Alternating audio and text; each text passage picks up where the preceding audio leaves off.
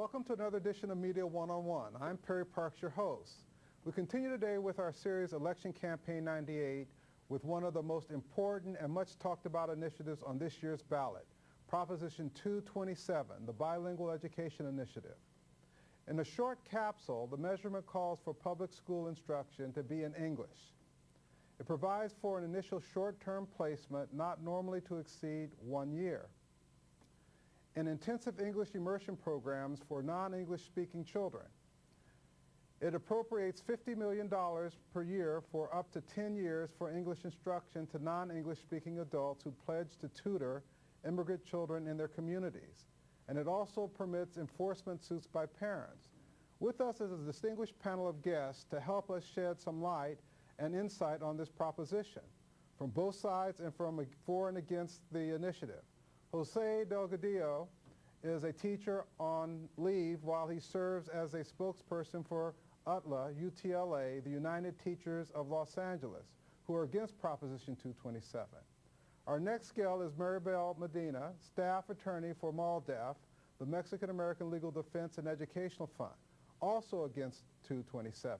And our third guest is Henry Gradillas, past principal of Garfield High School, now representing English for the Children, who supports the initiative. I urge you to participate in today's program. Call in your questions and talk back live with our guests. The call-in number is area code 310-216-3590. Again, that's area code 310-216-3590. Before we open our discussion with our panel, I'd like to share an interview with you that I recently did in Washington, D.C. with Congressman Xavier Becerra. In my discussion with the congressman, I asked him to give us a capsule overview of what Proposition 227 is and to talk to us about some of the inner workings of it and what really is at stake with the Bilingual Education Initiative. In that 10-second soundbite, Proposition 227, the UNS initiative, would eliminate what we call bilingual education. And bilingual education can take many forms. It's not just giving kids who don't speak English well instruction in their native language. It's all sorts of different types of learning tools that are used. But the UNS initiative would kill that and say, let's use this one approach, and only this one approach of 1 year of study for that child in English, and then put them into a classroom where it's all English, and hope that all these kids, age 5, age 10, all put together in the same classroom would have to learn. Well, let's see if we can explore that soundbite a little bit, Javier. What is the current model that we're working in terms of bilingual education, which is a lot broader, I'm thinking? There's no one model. There is one premise. A child who does not have a facility in English or any other language can learn that language and other material, other subjects, best if transitioned into that main language. What we have right now, for example, is a situation where a child may know a little bit of English, but not enough to know the technical aspects of the language. So what you do is you help that child with the native language, and over the course of maybe 2-3 years or so, you transition the child. And at the same time the child is learning English, the child's also had a chance to learn geography, science, math, so that when the child does transition into English, the child hasn't all of a sudden also fallen behind on science, math, geography. Other tools that are used are what are called the full immersion program, where you actually immerse them completely in an English instruction classroom. But you give them a lot of attention, because obviously they're not understanding a lot of what's being said early on. And that usually runs you a few years as well, because what you're doing is you're totally consuming the child in English, but you're being attentive because you know the child is not capturing quite a bit of what's being said, at least early on. So it looks like then from a time point of view, you're talking about a multiple year program, maybe 3 or 4 versus 1, just in terms of time. It could be 1 year for a child who's got some grasp of English, or it's a quick study.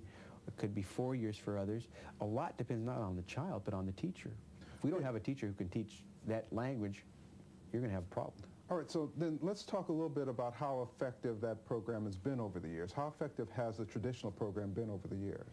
Well, you're going to run into people saying it's been totally ineffective, and some would say it's totally effective. But you said the premise. Right, the premise. So let's talk about how effective the premise has been then, because I think there are room. The experts will tell you, those who study language acquisition will tell you, the premise is sound. Yo te puedo hablar en español en este momento y tú tal vez no vas a comprender. I don't know if you caught anything what I just said. Something about understanding. Yeah. That's about all I got right. Well, that's what you throw a 5 or 6 or an 8-year-old into. Now, you're an adult. You can probably handle the emotions of that, the psychosis of that. Barely. But Now think of a 7-year-old child. What kind of trauma does that cause? What you try to do is say to the child, I'm going to transition you so that what I just said, you'll understand completely, and I'm going to say it in English. But I don't want you, while you're focusing so much and trying to learn English, to forget that you have to also learn math and science and geography. Bilingual education says, let's do that transition as quickly as possible so that child within 3 years or so, 2 years, maybe 4 years, will be in a totally English-only environment and succeeding along with his or her peers. So then, so the premise is working, and we have results, I would assume, in terms of numbers that are educated and have made that transition that we can point to as well. Are you familiar with any of those? Sure, you can point to particular schools that have very good success rates with their children. You can also point to other schools that don't have a good success rate, and that's been the problem. You can point to some of those schools where the kids aren't learning quickly enough, aren't capturing not just the English, but also not enough math or science. And we see it becoming a trip or a path to nowhere for these children.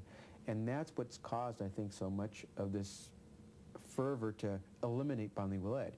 But unfortunately, as we were discussing before we came on the air, do you want to throw the baby out with the bathwater? Do you really want a system for about 1.5 million children in California, of the 6 million or so children in California who are in school, where those children will get 1 year of intensive English, and after that 1 year, it's sink or swim. You now have to go into the mainstream classroom. My problem with that is, does that child learn quickly enough with the rest of his or her peers, or does the teacher say, I've got to slow down the classroom so I don't lose this child? One way or the other, the teacher has to make a decision. Well, a couple of things that seem to come to me. It seems to me that you're going to lose some anyway, because out of 100 kids, you're not going to get 100 that are going to move at the same pace. Right. So are there implications for increased dropout and then increased other social problems that are attendant to people that are dropping out of school? What is the I'd say yes. prognosis on that? I'd say yes. We could take off our jackets right now, and yours would not fit me, and mine would not fit you.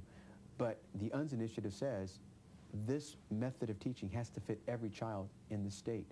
Not just those who are limited English proficient, but every child, because remember, those kids who are limited English proficient get thrown into the regular classroom after 1 year. Everything has to fit every child the same way. If it's too big or too small for you, tough luck, because by law we will require that they all be in the same classroom. So it seems to me that you're pointing to the fact that this isn't a policy issue, which an initiative is designed to create or fashion, that this is more akin to a management or implementation issue, maybe at specific sites, because you said that there are sites that are working, there are sites that aren't. Has anyone really spoken to that particular aspect of the issue? I believe you're beginning to see folks try to really be more surgical in their approach.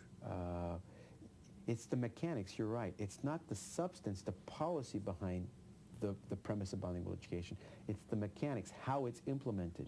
And what you're finding more and more in the recent action by the state school board to try to allow local school districts to have more decision-making about how they implement programs for bilingual ed. All of that's to say, let people at the heart of the issue, those who are actually teaching day-to-day at that site, decide how best to do it. Now, there's a concern that some sites will say, well, we don't need anything, and we won't really pay attention to these children. But I think more and more, because of the attention that bilingual education is getting, I think you'll find that local school districts and the schools will really be attentive to how to best serve that child's needs. Now, you've devoted a lot of time to this issue, Xavier, and it seems to be a decidedly local issue. you're in a position in Congress where you're dealing with national policy. Why the attention to this particular issue, other than, then you're from Los Angeles and California, but in your position as a congressman, national policy is kind of the scope. Why the attention to such a local issue?